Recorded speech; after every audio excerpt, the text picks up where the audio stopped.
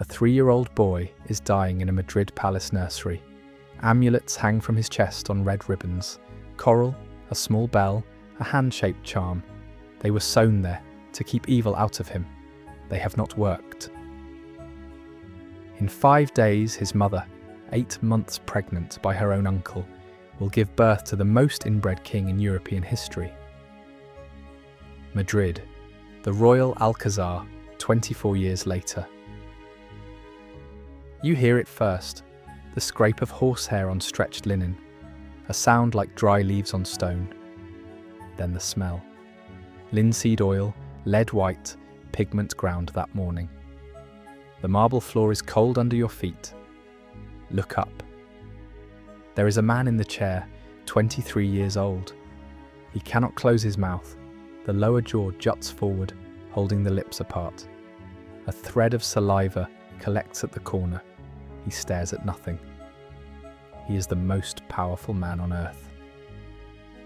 It is 1685, Madrid, the royal Alcazar. The painter standing at the easel is Juan Carreño de Miranda, court artist to the King of Spain, Mexico, Peru, the Philippines. The boy in the chair is King Carlos II. And what is happening in this room is not a portrait sitting. It is a medical record being painted, 2 centuries before anyone will know how to read it. This is not fiction. This is not exaggeration. The man in the chair will die in 15 years. The canvas will outlive every government in Europe. Welcome to Unleashed Secrets, where we dig into the blood-soaked truths history tried to bury. You have seen the Habsburg jaw. You have seen it in textbooks, in museum tours, in passing references to royal inbreeding. You think you know this story? You don't. What I am about to show you comes from a peer-reviewed study published in December 2019 in the journal Annals of Human Biology. From a letter the British ambassador to Spain wrote to the Duke of Shrewsbury in 1694. From the autopsy notes of court physicians in November 1700. From a genetic analysis of 3,000 royal relatives published in PLOS I in 2009. 1. How a single Latin motto written in the 15th century became the blueprint for 200 years of strategic incest, executed with theological approval. 2. Why 22% of a king's face shape can now be calculated mathematically from a family tree. 3. What 10 maxillofacial surgeons saw in 2019 when they examined the same paintings European ambassadors had used 3 centuries earlier to demonstrate divine right. We are building a community of 10,000 truth seekers. Click subscribe. It takes 1 second. It tells YouTube to show you more like this. This is the story of how the most strategic dynasty in European history commissioned the most beautiful evidence of its own destruction. Rewind to August 1477. Europe is fragmented. The Holy Roman Empire is a patchwork of dukes and electors. France is rising, the Ottoman Turks are pressing west, and the Burgundian state, the richest stretch of territory between France and the Empire, holding Flanders, Brabant, Holland, the trading cities of Antwerp and Bruges and Ghent, has just lost its duke. Charles the Bold has fallen at the Battle of Nancy in January of that year. His only heir is a 20-year-old woman, Mary of Burgundy. Into Ghent rides a young Habsburg, 18 years old, armour of silver gilt, cross of Burgundy on his chest. His name is Maximilian. His father controls almost nothing in real terms. Maximilian marries Mary on August 19th, 1477. The dynasty that, a generation earlier, could barely defend its own borders, is now a continental power. The Burgundian inheritance flows into Habsburg hands. And Maximilian learns the lesson. In a single generation, the Habsburgs acquire Spain, the Americas, Mexico, Peru, eventually the Philippines. The dynasty becomes the family that owns half the known world, not through battle, through marriage contracts. There is a motto for this, Latin, attributed to King Matthias Corvinus of Hungary, watching the Habsburgs from the east. Let others wage war. You fortunate Austria marry. It becomes state doctrine. For 2 centuries after, the Habsburgs perfect a system no other dynasty matches. Uncle marries niece. First cousin marries first cousin. Foreign brides are rare. Foreign blood would dilute the line. They are not embarrassed, they are proud. And the dynasty hires the best painters in Europe to prove all of this is divine. Titian for Charles V, Velázquez for Philip IV, Antonis More for the Spanish court, Juan Carreño de Miranda for Carlos II. The portraits are meant to show what divine right looks like when it walks. That is the height, that is what they built. Now watch what it costs. The Habsburgs understood something most European houses rarely did. Every marriage outside the family was a leak, a territory ceded, a future heir contaminated by another bloodline. The same strategy that built Burgundy in Spain could just as easily lose them.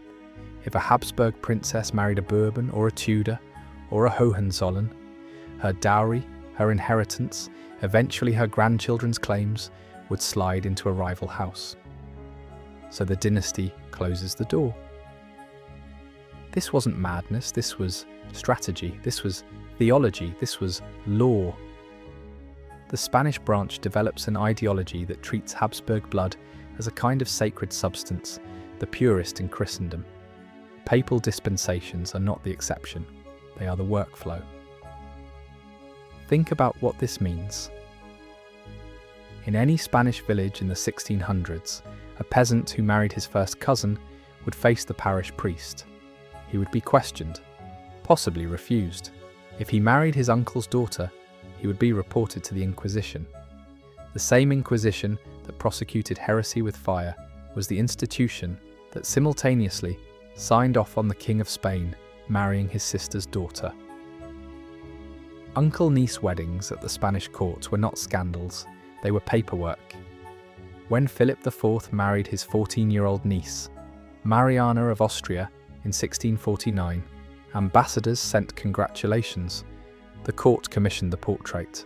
The Pope signed the dispensation. It was Tuesday in the Habsburg Empire. The court physicians recorded every death. Half the Habsburg children did not survive to age 10. The family read the reports. They signed the next cousin marriage anyway. It was daughter the family had and overruled. The numbers are not subtle. In April 2009, the geneticist Gonzalo Alvarez of the University of Santiago de Compostela published a study in the open-access journal PLOS ONE. He and his team had built a family tree of more than 3,000 Habsburg relatives across 16 generations. For each member, they calculated a number called the inbreeding coefficient. The symbol is F. It measures the probability that any given gene a person carries will be matched on the opposite chromosome by an identical copy inherited from the same ancestor. A child of unrelated parents has an F near 0. A child of first cousins, 0.0625. A child of uncle and niece, 0.125. A child of brother and sister, 0.25. Philip I, founder of the Spanish Habsburg line, had an F of 0.025. Reasonable, within normal aristocratic range. His descendant 5 generations later, Carlos II, born November 6, 1661, had an F of 0.254. Practically identical to the offspring of a brother and sister. Even though his parents were uncle and niece, 2 centuries of cousin marriages had compounded the coefficient. Carlos II was, genetically, the child of incest several times over. 7 of his 8 great-grandparents descended from a single woman, Joanna of Castile, the same Joanna who married Philip the Handsome in 1496. The marriage that built the empire was the same marriage that replicated again and again across 9 generations would unbuild it. At the 5th generation back, a normal person has 32 unique ancestors.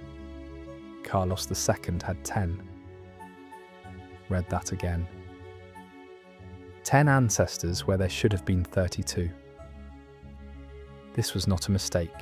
This was a strategy executed with theological conviction across 9 generations. The Habsburgs were not failing to notice the problem. They believed there was no problem. They believed they were saving their bloodline. They were ending it. And one was being painted in Madrid in oil while the rest of Europe watched. Here is what the system did not anticipate. Carlos II was supposed to be a vessel, a genetic conclusion, a body on which the dynasty had finished writing itself. He was crowned at age 4. He did not speak until that same year. He did not walk until somewhere between 8 and 10. His mother, Mariana of Austria, who was also his father's niece, ran the regency for most of his minority. The court physicians applied compresses, the Jesuits prayed, relics were carried into his bedchamber and remained there for months at a time. He was treated as a holy invalid, a king on whom the family had been written, but who was not expected to author anything himself. And then, in 1698, at the age of 36, after 2 childless marriages and a decade of public knowledge that he could not produce an heir, Carlos did something the system had not planned for. He demanded an investigation. Not into his ministers, not into his court, into himself. He convened a royal commission, confessors, theologians, physicians, and ordered them to determine formally whether he had been bewitched. The commission concluded that he had been. They named the date, April 3rd, 1675. They named the method, a cup of chocolate. They named the substance, in their official report, the brains of an executed man, dissolved in the drink and given to him when he was 14, to take away his government, his health, and his ability to engender heirs. This is the name Spain remembers him by, El Hechizado, the Bewitched. It is, in its way, an act of authorship. Carlos could not chew. He could not produce a child. He could not always speak clearly. He gave it a name.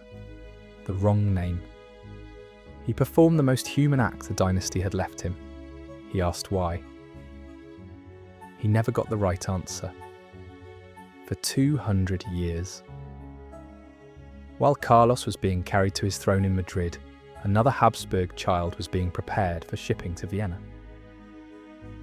You have seen her face.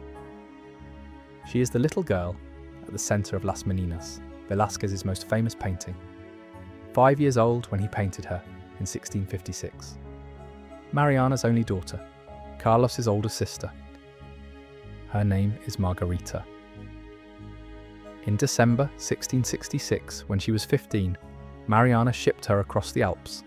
The groom was Mariana's brother, Leopold I, Holy Roman Emperor, 26 years old.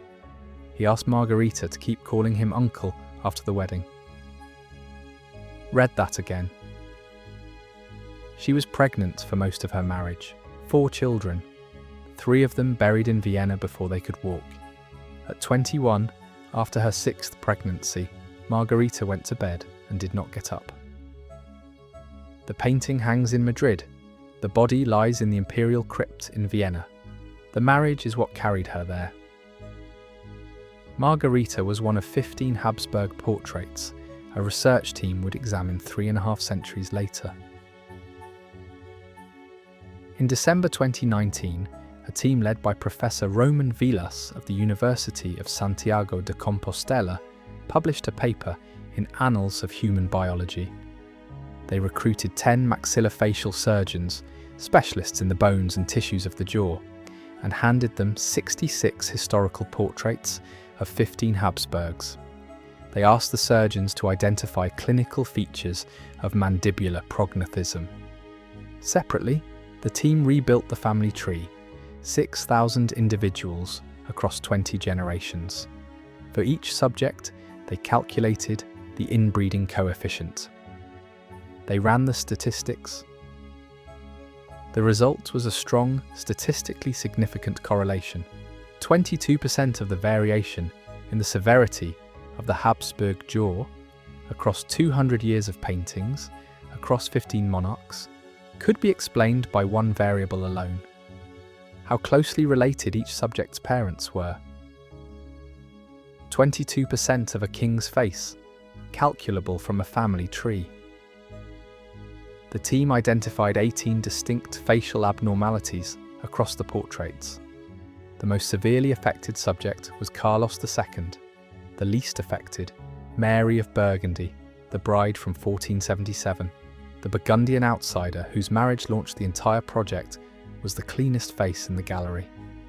The dynasty's own descendants scored progressively worse with each succeeding portrait.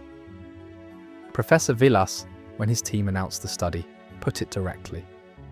The Habsburg dynasty, he said, serves as a kind of human laboratory for researchers because the range of inbreeding is so high.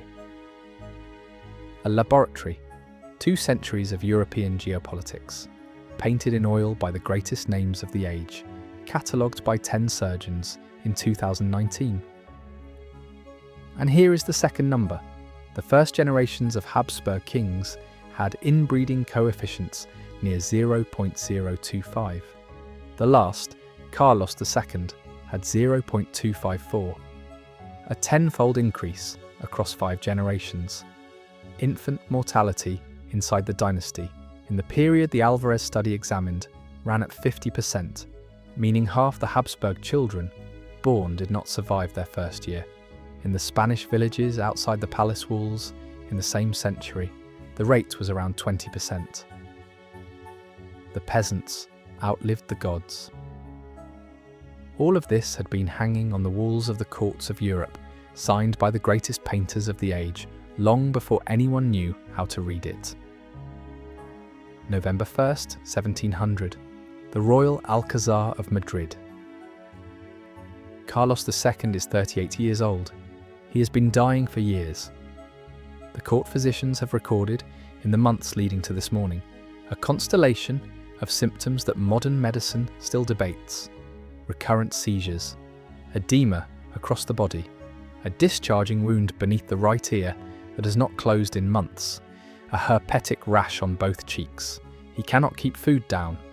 He swallows it whole because his lower jaw, the famous jaw, protrudes so far that, in the words of the British ambassador Alexander Stanhope, writing to the Duke of Shrewsbury in 1694, his 2 rows of teeth cannot meet. His legs are covered in ulcers that smell of pus and rot. He has spent his last weeks demanding that the bodies of his dead family members be exhumed so he can look at them one more time. At around 3 in the afternoon, he dies. The autopsy is performed almost immediately. The court physicians who open his body produce a report that has survived in the Spanish archives and has been quoted by historians ever since. What they record reads less like medicine and more like an indictment. His heart, they write, is the size of a peppercorn. His lungs are corroded. His intestines are rotten and gangrenous. He has, the physicians record, a single testicle, black as coal. His head is full of water. We'll never know for certain how literal those phrases were. Modern pathologists suggest the peppercorn heart describes an atrophied organ collapsed in death. The no blood, pale exsanguinated tissue. The hydrocephalus has been a serious diagnostic candidate for 2 decades. Multiple peer-reviewed studies, Alvarez 2009 in PLOS ONE, Villas 2019 in Annals of Human Biology, Martin et al. 2021 in BMJ Neurology Open, converge on the same structural cause. The body of Carlos II was the cumulative biological output of 2 centuries of recessive alleles meeting their identical copies. He died with no heir.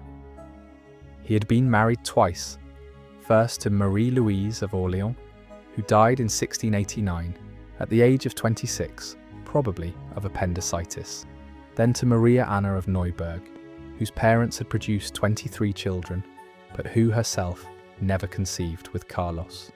2 queens, 0 royal children. And in his will, written in the last weeks of his life, Carlos II did what no Habsburg before him had done. He named as his heir a Bourbon, Philip, the grandson of Louis XIV of France, a Frenchman. The Habsburg line of Spain ended in a signature. What followed was the war the dynasty had spent 2 centuries avoiding. What happened to the empire Carlos left behind? The Bourbon will did not go unchallenged.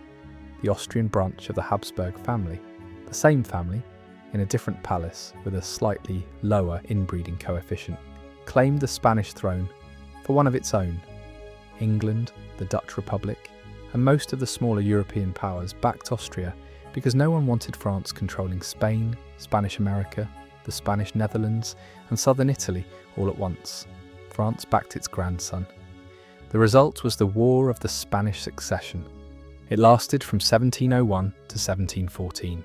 Historians estimate 400,000 to over 1 million military deaths.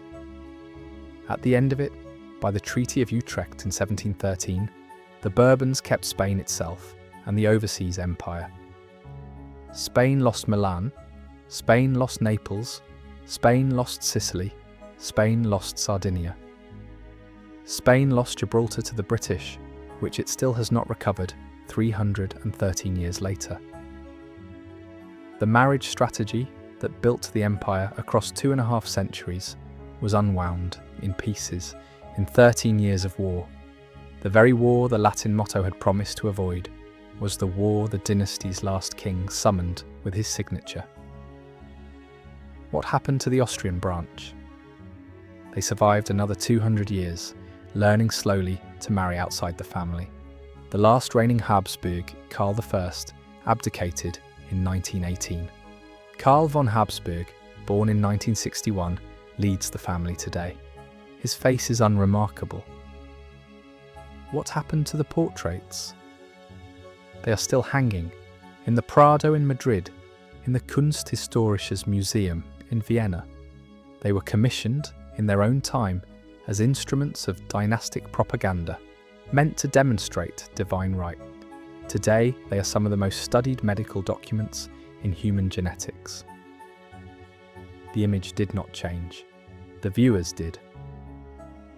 The mechanism that destroyed the Spanish Habsburgs has not disappeared. It has only moved. In 2013, the same Santiago de Compostela team, Francisco Ceballos and Gonzalo Alvarez, published a follow-up paper in the journal Heredity. They reviewed the Habsburgs alongside the Portuguese Avis dynasty, which had a comparable inbreeding coefficient. The Avis line also went extinct. The pattern is not Habsburg specific. The pattern is what happens when a family treats marriage as consolidation rather than diversification, across enough generations, with enough theological cover for long enough. The same coefficient F that scored Carlos II at 0.254 is used today by hospitals advising couples about the likelihood of recessive disorders in their children. The Habsburgs were not advised, they volunteered. The same dynasty that gave us Velázquez also gave us Carlos II's Autopsy. The same family that funded the greatest court paintings in European history also funded, through its own bodies, the first complete pedigree of inherited disease ever documented in oil. Which leaves one question. Where did the dynasty actually die? It did not die on November 1st, 1700 in the Alcázar of Madrid. It did not die in the autopsy report, or in the witchcraft investigation, or in the empty wombs of 2 queens, or in the chocolate cup of April 1675. It died, or more accurately, it began to die on August 19th, 1477. The day Maximilian rode into Ghent in silver-gilt armour and married Mary of Burgundy. The day the dynasty learned, brilliantly, that it could conquer without armies, the day the first paint was applied to the first canvas in a gallery that would run for 200 years. They wanted to be immortal. They commissioned the greatest painters of Europe to make them immortal. Felipe Prospero was given amulets to keep him alive. The amulets had not worked. The paintings did. The paintings hang in museums on 3 continents. The paintings will outlast every government that exists today. The paintings are also now the most complete medical diagnosis ever assembled of a single human family. They paid Titian, Velázquez and Carreño to be remembered as gods. They are remembered instead in the journal Annals of Human Biology. Look up. There is still a man in the chair. He cannot close his mouth. He is the most powerful man on earth. And the painter has just finished the first draft of his autopsy.